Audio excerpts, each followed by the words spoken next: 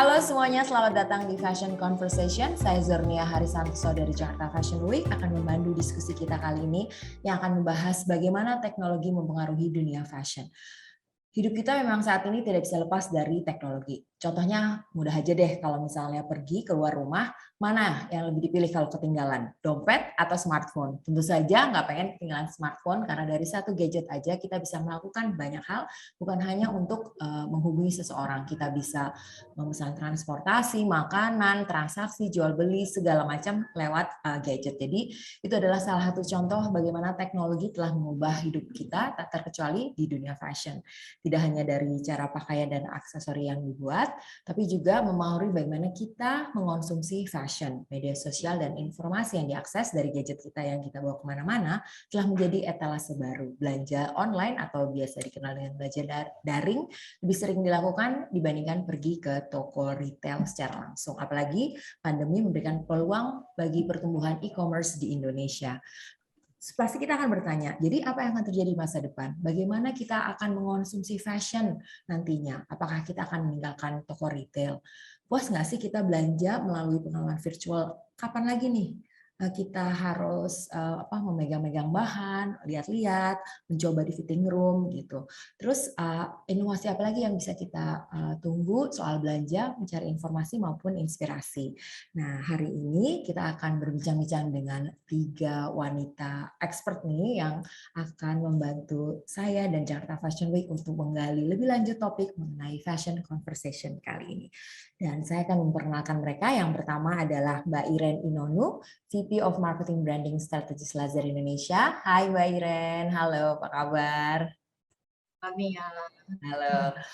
Mbak Iren menggeluti profesi sebagai marketing communication selama lebih dari 20 tahun dan saat ini bersama Lazada, Mbak Iren memaksimalkan teknologi untuk ikut memajukan industri kreatif khususnya fashion di Indonesia. Yang kedua, kalau teman-teman media pasti sudah kenal juga, adalah Adinda Triwardani, Managing Editor Fashion, Beauty and Lifestyle Fumela. Hai Dinda. Hi Mbak Zo, thank you for having me. Setiap ada dunia fashion, dari sekolah hingga dunia kerja, Dinda saat ini bertanggung jawab atas proses pengembangan dan penyajian konten, serta pemantauan tren industri mode dan kecantikan di media digital dan media sosial Vimela. Dan last but not least, ada Putri Fatia, Editorial Manager Pinterest untuk Indonesia. Hai Putri, apa kabar? Hi, so happy to be here. Baik.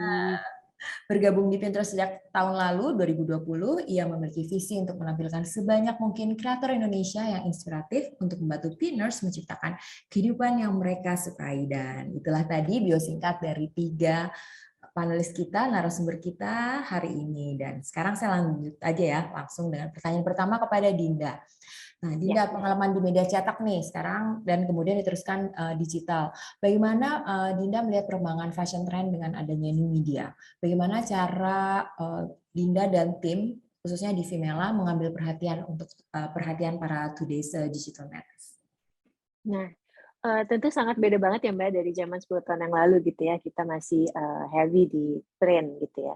Di era digital seperti ini, perkembangan fashion trend itu berputarnya rasa-rasanya lebih cepat gitu ya. Dan setiap pihak gitu ya berlomba-lomba menyajikan konten dengan kreativitas yang tinggi gitu. Nah, tentunya kondisi ini sangat berbeda dengan apa yang kita alami 10 tahun lalu. Dan sekarang itu eranya the power of like and share. Beragam platform dan media digital juga mempermudah penyiaran tren itu sendiri.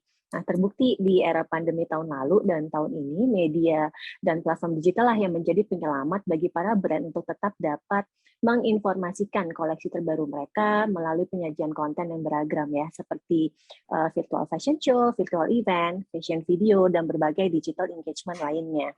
Nah, bahkan nggak disangka-sangka beberapa ajang Fashion Week dunia dan nasional pun, termasuk Jakarta Fashion Week, itu surprisingly tetap dapat berjalan kan Mbak di tahun lalu dan tahun ini gitu ya, dengan mengandalkan live streaming virtual show gitu ya, dengan platform-platform yang tersedia sekarang.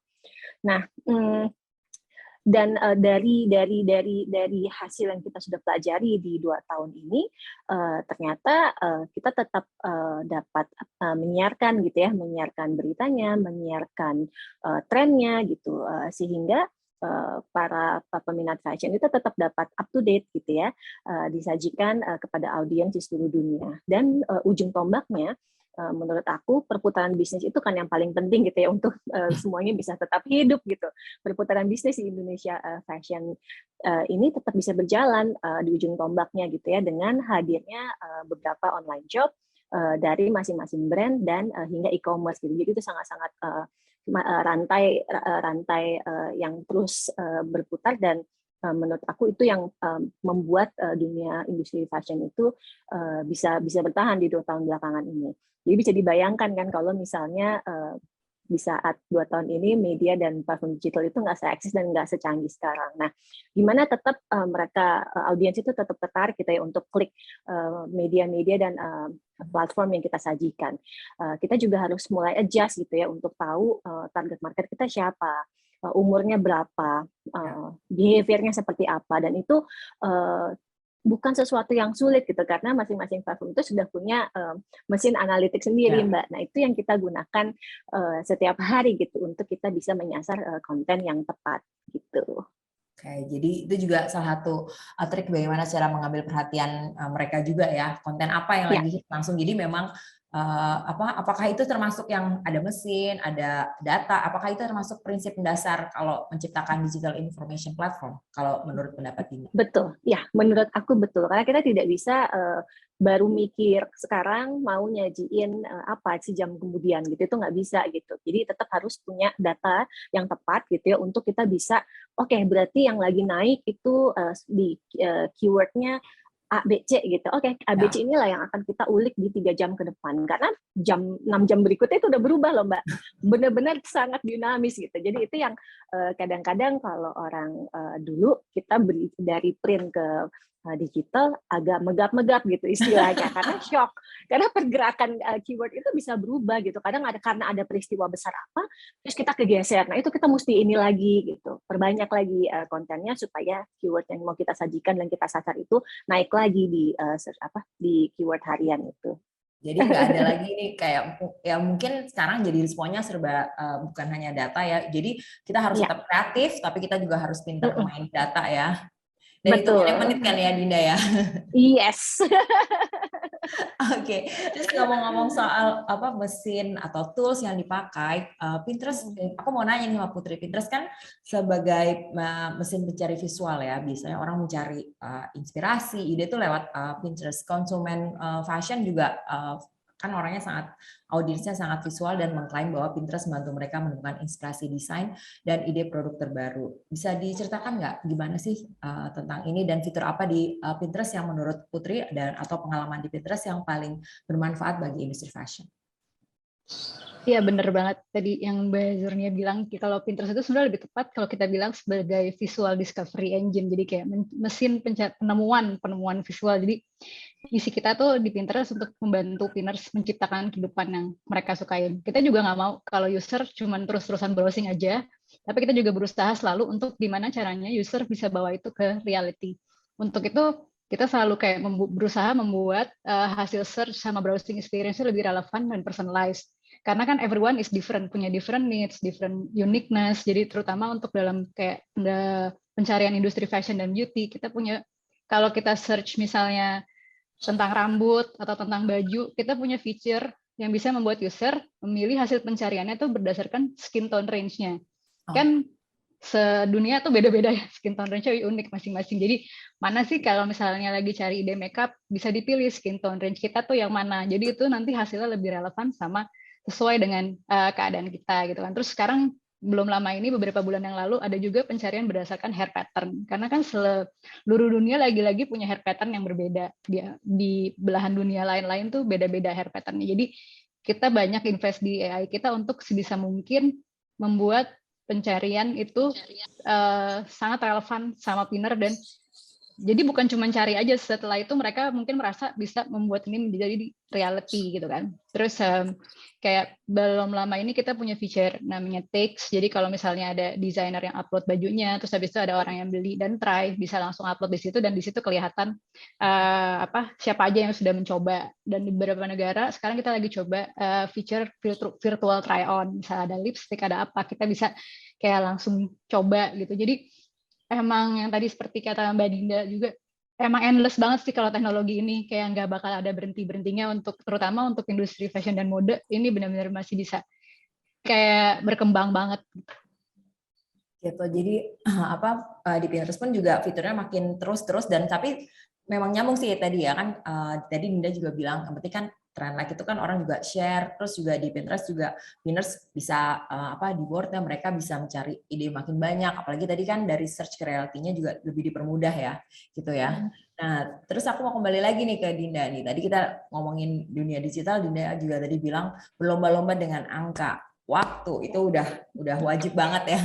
Terus tadi juga udah diceritain sama Dinda, upload tuh dari yang lagi tren 2 jam ke depan, terus 3 jam ke depan, 4 jam ke depan, itu bisa berubah. Nah, gimana sih komitmen Vimela untuk menjadi sumber terpercaya? Karena kan sekarang di dunia digital ini begitu banyak sumber ya, di media sosial, dan bagaimana caranya Vimela bisa menunjukkan komitmen bahwa kalau mau yang terpercaya soal lifestyle, fashion, beauty, ke Vimela aja.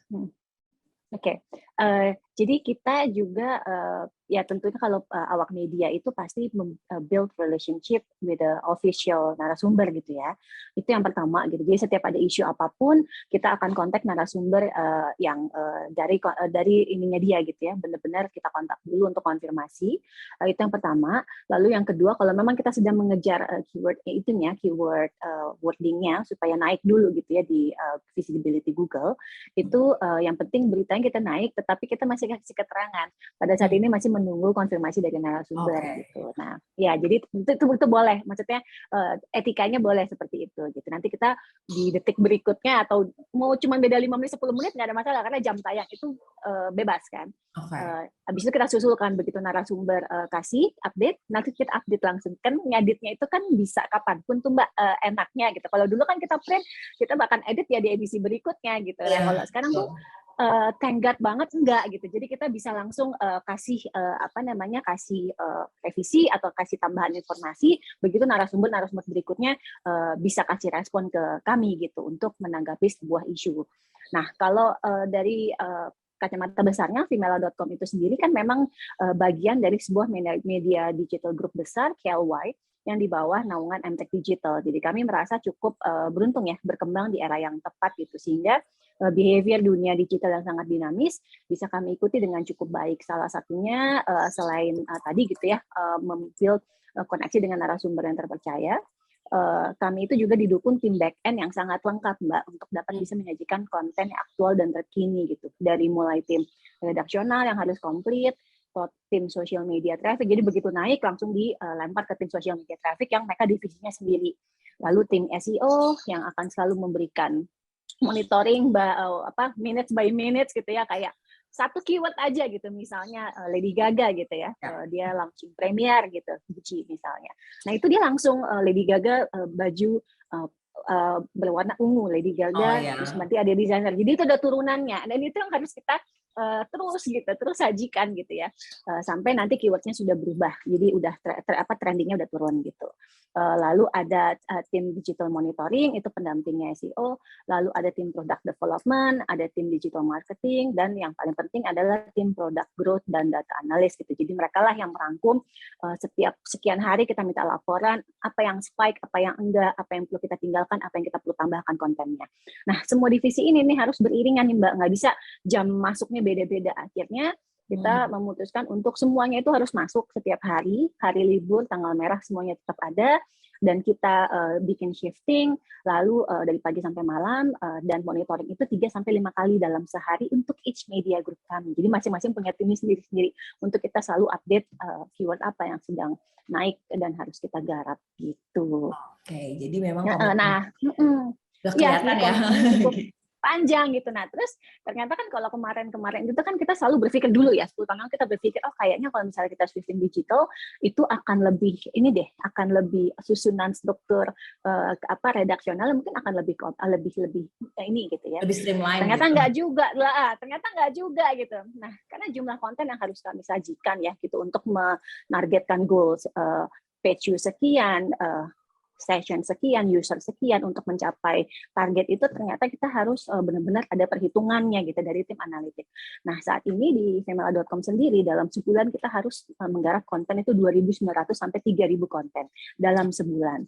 Dan itu benar-benar harus tayang dalam setiap hari liburan tanggal merah juga harus tayang supaya visibility kita terjaga di Google Page dan sosial media gitu. Jadi kalau misalnya satu hari websitenya nggak terbit gitu ya, nggak menerbitkan berita apa-apa, itu tuh kita langsung turun. Jadi langsung kayak kegulung gitu Mbak.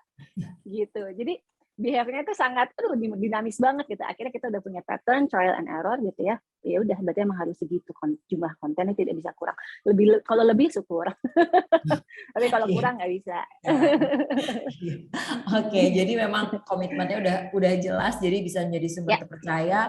Terus juga termasuk untuk yang di dunia fashion ya. Tadi kan kayak Lady Gaga baju ungu tuh ya, yang koleksi Gucci tahun berapa? 2012 ya, yang dia pakai lagi kan. Nah itu makanya.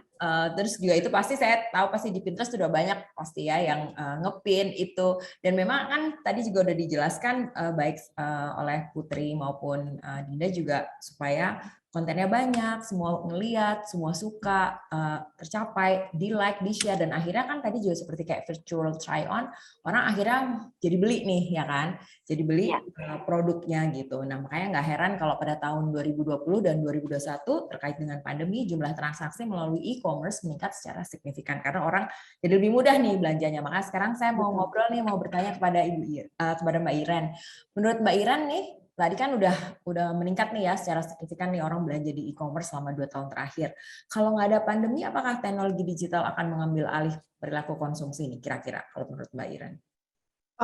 Kalau menurut kita ya, teknologi itu sebenarnya sekarang ini udah jadi part of our life gitu, udah bagian sehari-hari lah gitu ya. Kita dengerin musik ya pakai teknologi sekarang. We don't need to go to the real concert gitu lah, ada virtual concert, bahkan juga JFW juga kita virtual runway segala macam gitu loh. Terus juga cari inspirasi gitu loh. Mungkin kalau dulu masih Flipping Magazine dan etc. Sekarang we can just go to look at the Pinterest gitu. I got a lot of inspiration for my home and everything. Basically dari Pinterest gitu loh kan. That kind of things. Kalau teknologi itu udah tapi it won't be replacing gitu loh. Tapi malah menjadi melengkapi sih gitu loh. Melengkapi apa yang sudah ada saat ini gitu loh. Seperti juga dengan kita di Lazada gitu loh.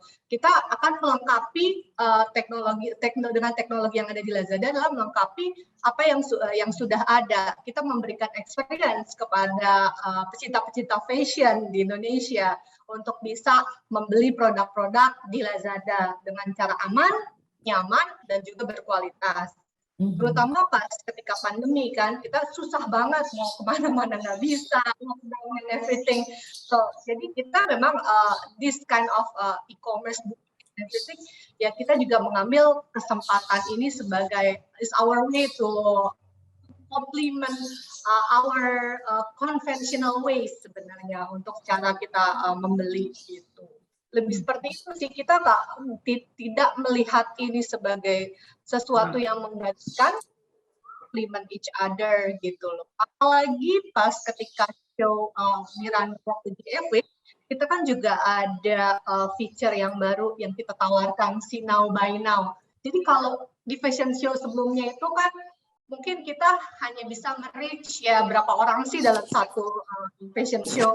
Sekarang dengan teknologi live streaming, kita tahun lalu itu bisa sampai lebih dari 500.000 viewersnya kita gitu loh di last live. Terus juga dengan feature yang tadi aku bilang See Now Buy Now, ketika model itu berjalan, orang yang ada di yang menonton bisa langsung klik untuk membeli produk itu tanpa ada jeda waktu gitu lah. Jadi bisa langsung add to cart. Itu sih Mbak menurut kita. Iya, jadi memang bukan mengambil alih ya, nih saya harus koreksi nih ya, berarti justru melengkapi, karena kan sebenarnya teknologi itu udah ada ya, udah menjadi bagian dari kehidupan kita. termasuk untuk belanja fashion ya, Mbak Iren ya. Terus juga kan e-commerce memiliki peran besar dalam industri fashion, membantu brand bisnis untuk memiliki hubungan yang lebih dekat dengan pelanggan, pembeli ya, audiens mereka, dan tapi juga dengan supplier atau pemasok.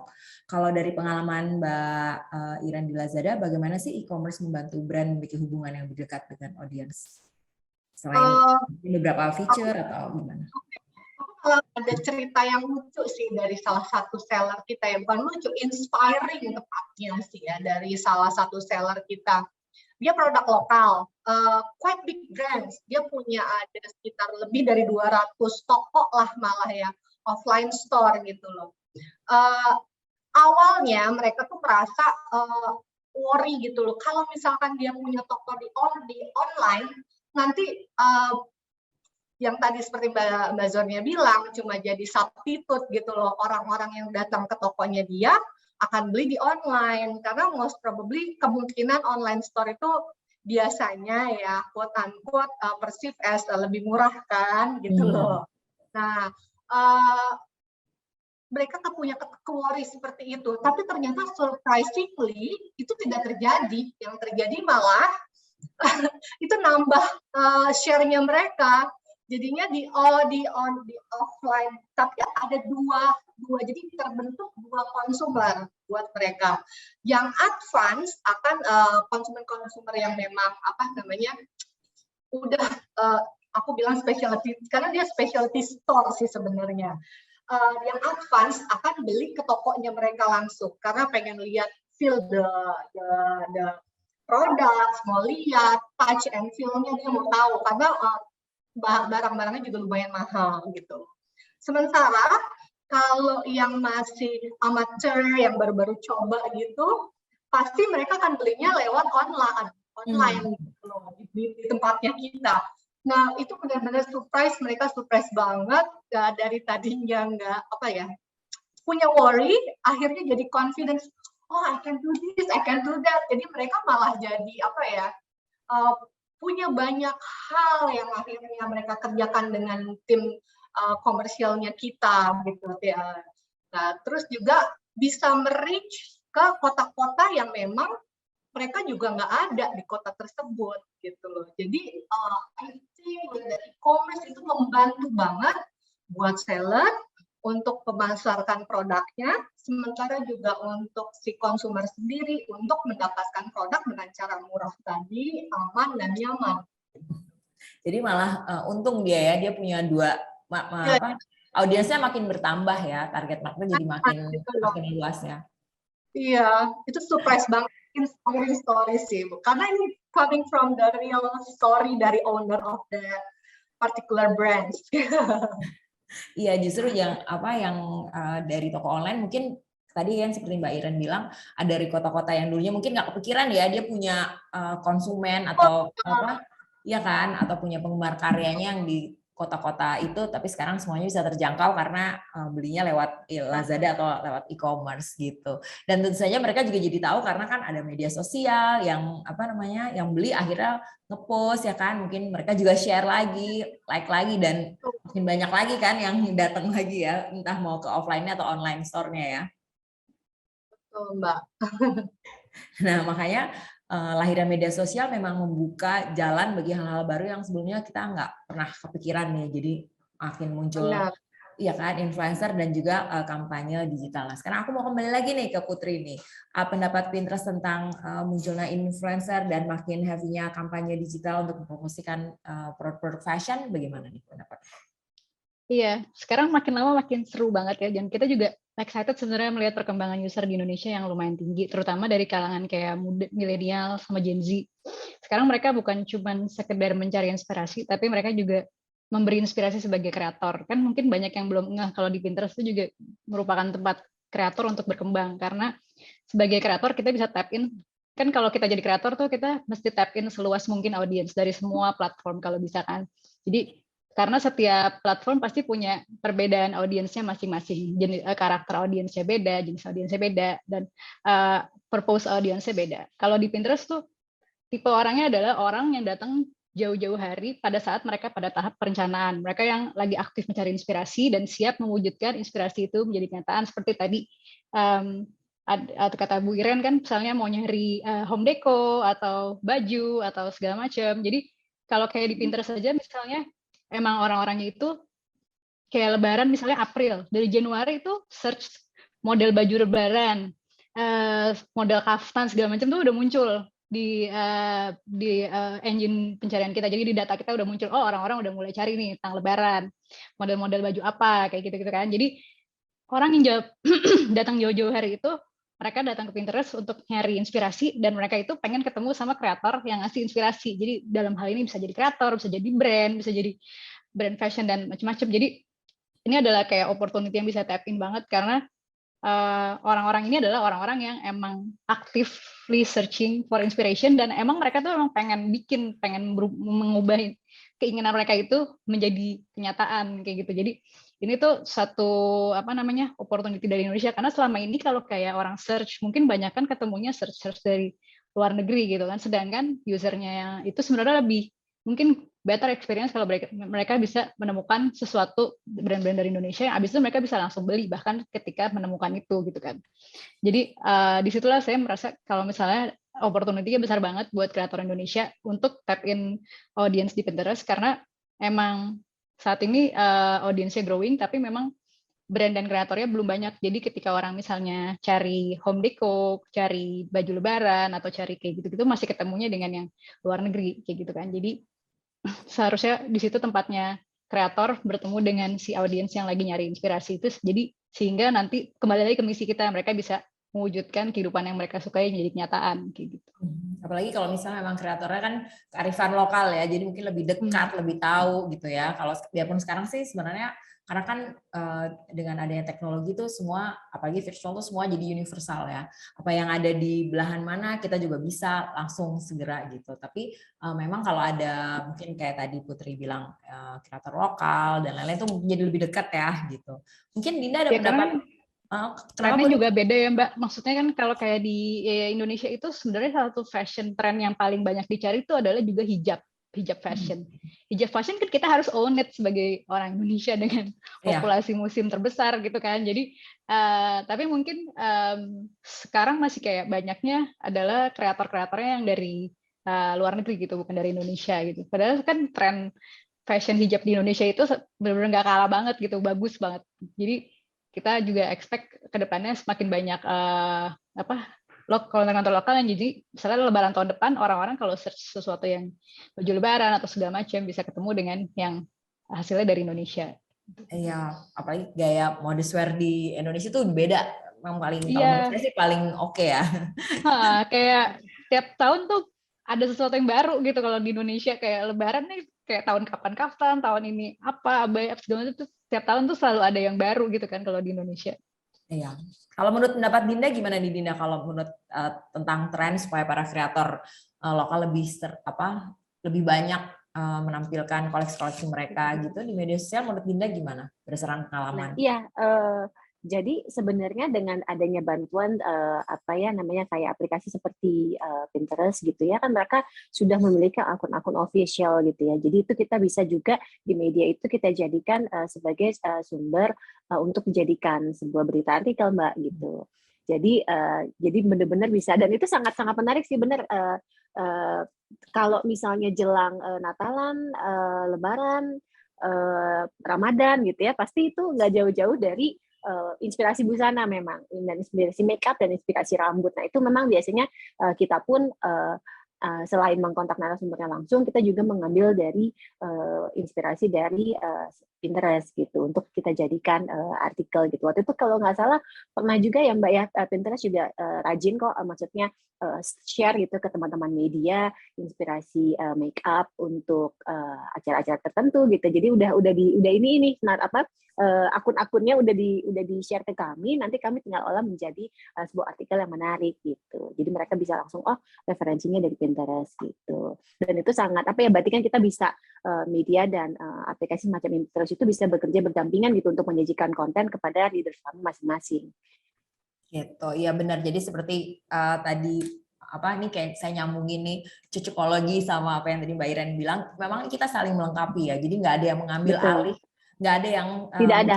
ini ngambil alih ini, semuanya ada, tapi tinggal kita melengkapi. Mungkin untuk audiens tertentu heavy-nya lebih di media, tapi ada juga audiens tertentu lebih ke media sosial, ada lagi yang mainin. Tapi ujung-ujungnya semua kalau belanja lebih juga bisa mau ke offline ataupun mau ke online ya. Iya, Nah, betul. ngomongin belanja lagi nih, aku mau ke Mbak Iren lagi nih. Lazada kan juga fokus membantu fashion brand untuk sukses. Tadi juga Mbak Iren bilang kita ada program-program, ada kerjasama dan lain-lain. Sebenarnya apa sih yang membedakan Lazada dengan e-commerce lain yang memiliki konsep serupa?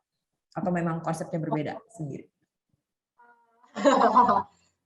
Kalau di Lazada untuk fashion itu sebenarnya not only fashion, untuk beauty pun kita punya produk-produk yang terkurasi gitu loh. Terkurasi apa sih gitu loh. Benar-benar jadi memang ada beberapa labels ataupun dari desainer-desainer, kebanyakan label-label lokal yang memang kita mensupport bangga buatan Indonesianya kita gitu loh. Ada satu kanal namanya Style Space gitu loh. Di situ tuh benar-benar barang items, label-label dari desainer-desainer lokal yang kita support. Karena balik lagi kita memang di Lazada kita mau mendukung kreativitas, talenta lokal, ya kearifan lokalnya kita lah, kita mau besarkan gitu loh. Not necessary, ya walaupun dengan globalisasi seperti sekarang gitu, barang bisa masuk dari mana aja. Tapi kita tetap harus mendukung bangga buatan Indonesianya kita, desainer-desainer lokal. Karena what we think is local production-nya kita dari desainer-desainer lokal itu barangnya sudah bagus kok, memang ready to wear-nya sudah oke. Bagus lah, aku jadi sering beli kok dari tempat-tempat tersebut gitu loh. Jadi kita tuh makanya di sini dengan terkurasi ini memudahkan orang-orang pencinta-pencinta fashion tersebut untuk tinggal masuk ke Style Space untuk membeli item-item tersebut, karena itemnya memang sudah terkurasi, sudah beda, dia tinggal cari aja di situ. Bahkan kita juga bekerja sama dengan JFW, desainer-desainer JFW juga ada di situ, tinggal beli aja sih. Dan cara carinya juga mudah, masuk ke platform, di beranda tinggal ada pilihan kategori, cari aja kategorinya Style Space. Seperti itu. Oke, tapi memang yang masuk Style Space harus dikurasi dulu ya oleh tim Lazada ya. Jadi betul. Ya, jadi bukan yang asal aja. Jadi benar-benar sudah terkurasi apakah ini secara itemsnya bagus apa enggak gitu. Bagus kan very subjektif ya gitu loh. Jahitannya seperti apa, secara modelnya seperti apa. Jadi we want to deliver the best quality for our consumers sebenarnya sih, Mbak. Oke, jadi kalau Lazada membantu brand lokal yang memiliki toko resmi di Lazada seperti apa aja, Mbak Iren? Soalnya kan gimana caranya Lazada menetapkan aturan main untuk e-commerce menjaga persaingan, apalagi kan kita tahu ya, kita memang tadi kan Mbak Iren juga bilang globalisasi, banyak banget nih ada produk fashion Korea, Cina. Nah, gimana supaya selain di Style Space, toko-toko resmi lainnya gimana tuh Mbak untuk lebih maju? Sebenarnya kita tuh dari Juli tahun ini ya, kita tuh udah nutup keran-keran untuk di fashion sama craft, art and craft, itu sudah kita tutup dari luar negeri gitu, kita sudah tutup khusus. Jadi memang balik lagi, once we say kita committed untuk mensupport produk-produk lokal, we did it. Memang kita sudah tutup tersebut. Jadinya memang kita ya bangga buatan Indonesia, dengan Style Space, barang-barangnya semua dari lokal ya. That's our commitment for our consumer juga for the nations basically. Oke, jadi kalaupun mereka mau bersaing dengan sama produk lokal ya, tergantung kreativitas dan ini strategi mereka masing-masing ya, Mbak ya. Benar. Jadi ya kan kalau produk Korea dari ini kadang-kadang slightly cheaper atau kalau ini kita udah ditutup kerannya, jadi udah nggak bisa masuk gitu. Oke. Terus juga ini kan karena untuk emang udah ditutup kerannya supaya membangun ekosistem yang lebih sehat ya, jadi persaingannya juga lebih sehat, variasi untuk konsumernya juga lebih bagus. Nah ini kan sama saya kembali ke Putri. Putri kan Pinterest ini juga fokus membangun kreator di Indonesia. Bagaimana ini akan menguntungkan industri fashion dan UMKM yang mungkin nyambung juga tuh yang banyak menjadi ini kan ya brand-brand lokal yang ada di Lazada.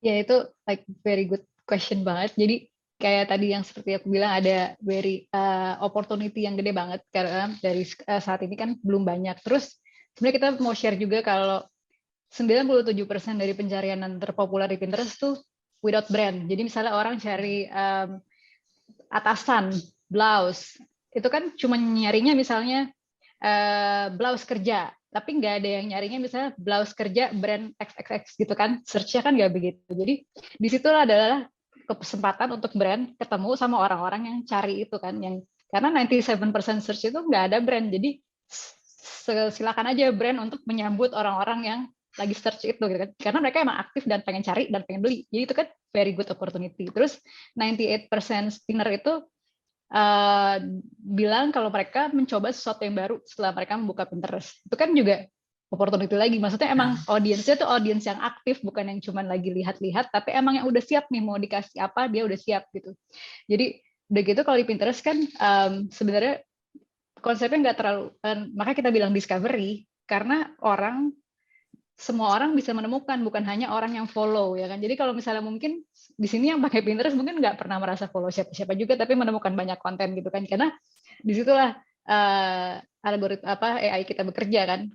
Kita akan kayak kasih hasil-hasil yang kira-kira relevan. Jadi kalau misalnya orang search baju batik, misalnya kayak mau batik day kan banyak yang search gitu kan. Jadi di situ orang bisa ketemu sama brand-brand yang di Pinterest yang punya produk-produk batik, harusnya kan kayak begitu. Jadi karena kayak semua orang bisa melihat tanpa harus follow, jadi emang kesempatannya untuk bertemu dengan audiens itu semakin luas gitu kan. Terus kita sekarang juga punya editorial space di Pinterest. Jadi kalau misalnya kayak buka Pinterest, terus di aplikasi, terus diklik tombol search, di situ di paling atas kan ada kayak beberapa artikel.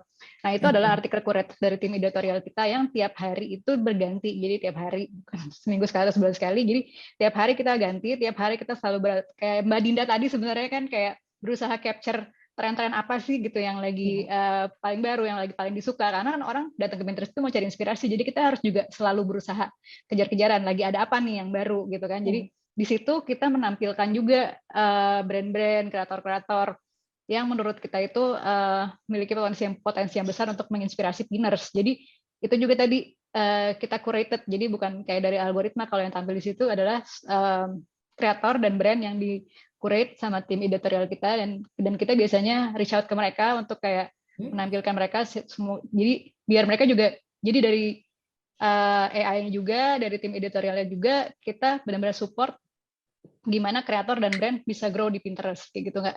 Dan yang tadi Mbak Dinda sempat mention yang ada kayak tren-tren itu, jadi tiap tahun di akhir tahun kita tuh selalu share namanya prediksi Pinterest.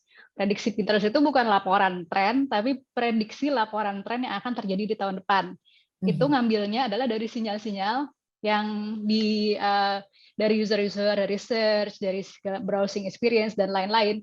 Kita bisa kayak semacam prediksi, oh kayaknya tahun depan akan tren ini nih. Itu kan juga sebenarnya bermanfaat buat UMKM, karena tahun depan mereka biasanya mau produksi apa, mungkin bisa sesuai dengan tren tersebut gitu kan. Nah, setiap tahunnya, karena emang ini based on data banget, 80% prediksi itu terjadi gitu. Jadi benar-benar itu kayak menurutku useful banget buat semua orang, mulai dari kreator, brand, even pinners biasa yang pengen tahu sebenarnya tahun depan tuh apa sih trennya, kayak gitu. Jadi cenayangnya tepat ya, 80% ya udah biasanya. So far sih. Mudah-mudahan teknologi. Tunggu aja yang selanjutnya nanti Desember kita akan rilis yang 2022. Mudah-mudahan juga nanti kita bisa share ke semua yang ada di sini.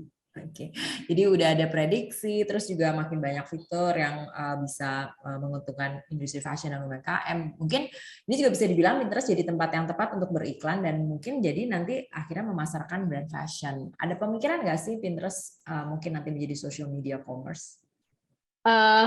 Pastinya ada. Maksudnya sekarang apa sih yang kayak semuanya kan udah arahnya ke situ gitu kan. Even media pun juga punya ada space yang untuk shoppingnya juga mungkin in the future. Jadi saat ini untuk di Pinterest sendiri di Amerika dan Eropa itu kita sudah mulai coba fitur shopping dan seamless checkout dan segala macam.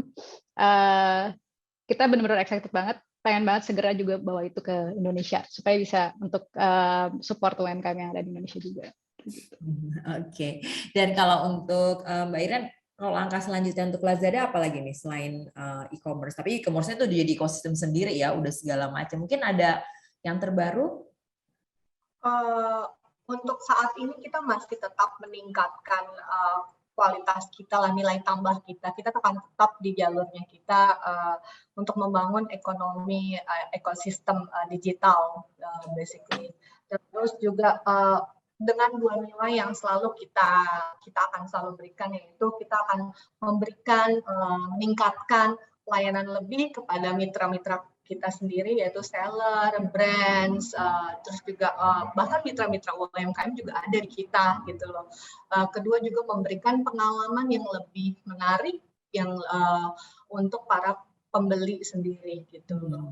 Jadi dapat smoothness experience ya, kayak dengan fitur-fitur tadi nilai tambahnya kayak ada live streaming, bisa itu kan it's something yang lebih ya dari e-commerce tawarkan. Ada fitur see now buy now, sesuatu yang baru sih. Akan tetap meningkatkan hal-hal dan nilai-nilai tambah seperti ini gitu. Oke, jadi yang fitur yang udah ada lebih dikembangkan lagi ya, terus kepuasannya lebih maksimal ya. Tadinya udah puas, ini harus lebih puas lagi, dan mungkin itu seamless shopping experience-nya lebih bagus ya. Betul, Mbak. Oke, dan saya punya pertanyaan terakhir untuk ke Dinda. Banyak yang mengatakan pakar yang biasa memprediksi masa depan gitu ya. The future is handmade. Dari semua yang serba digital itu kan mainstream ya, pasti ada yang geng atau squad anti-mainstream dan mulai banyak kembali ke kebiasaan tradisional. Contohnya mulai baca buku fisik, atau membeli produk artisanal ya kan, dibandingkan produk buatan pabrik. Salah satunya juga untuk yang artis-artis musik udah bikin versi vinyl seperti itu. Kalau dari Dinda sendiri, terutama untuk yang Vimela, ada rencana ke sana nggak? Mungkin misalnya nih, kalau untuk media kan, kalau bentuk tradisionalnya mencetak majalah misalnya untuk mungkin certain anniversary atau untuk select issue. Nah, kalau pada dasarnya kita memang sebagai pelaku di industri kreatif gitu ya, tentu kita tetap akan selalu terbuka dengan segala kemungkinan gitu ya. Semua hal yang kekinian, segala channel penyiaran dan publikasi yang sudah diminati oleh user, pasti kita tetap akan pertimbangkan gitu ya. Tapi kalau memang ternyata akan ada masanya nanti majalah print kembali hits gitu ya, nggak menutup kemungkinan kita akan bisa kita godok bersama juga untuk menerbitkan edisi spesial misalnya. Tapi tentu tetap akan dikemas dengan mungkin mengawinkan teknologi digital dan print, why not. Nah, tapi mungkin untuk saat ini memang kita itu untuk yang kedepannya gitu ya, terutama di 2022, kita masih akan fokus dulu untuk mengajak para user untuk sama-sama bangkit, Mbak, dari pandemi ini. Sebenarnya kita sudah mulai support beberapa teman-teman UMKM itu dari 2020, dan mungkin ini cocok juga nih ya untuk kita diskusi bersama gitu bersama Pinterest, Lazada, dan Jakarta Fashion Week, karena kebetulan menurut saya cukup align. Kita punya rubrik namanya Diary Vimela, Mbak, yang bisa kita elaborasi lagi karena kan memang berdirinya pada saat pandemi. Jadi kita angkat cerita-cerita yang mostly pelakunya perempuan, tapi ada beberapa yang pria juga, tapi kebanyakan 80% pelaku perempuan yang ternyata pada saat pandemi ini mereka menjadi tulang punggung di keluarganya dan sukses untuk bangkit bersama dan membuat bisnis UMKM gitu ya, dan kebanyakan memang di fashion dan beauty. Nah, itu akan kita angkat di 2022. Mungkin kita juga akan bikin beberapa acara offline-nya kalau memang sudah memungkinkan. Mungkin kita bisa sama-sama nih bersama Pinterest, Lazada, dan Jakarta Fashion Week. Karena memang kita dalam sebulan itu kita bisa mengangkat sekitar 24 pelaku UMKM dan itu terus-terusan antri bahkan untuk menunggu giliran di interview. Jadi mungkin nanti pelaku UMKM di Lazada juga bisa kita bisa. interview, kita bisa jadikan narasumber dan begitu juga yang di Pinterest gitu. Oke, gitu.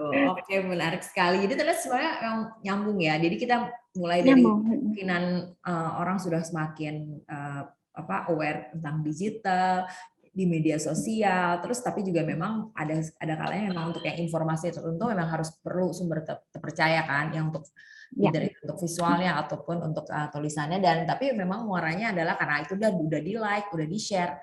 Gimana kalau di buy juga ya atau beli juga, dan contohnya yang di Lazada itu memang kayak mungkin aku bisa nanya satu lagi deh ke Mbak Iren, memang yang di Lazada itu kan juga ikutan tren juga kan ya Mbak, misalnya yang di media sosial lagi tokonya lagi hits banget, pasti nanti juga biasanya bergabung di Lazada juga kan ya Mbak Iren ya? Biasanya seperti itu.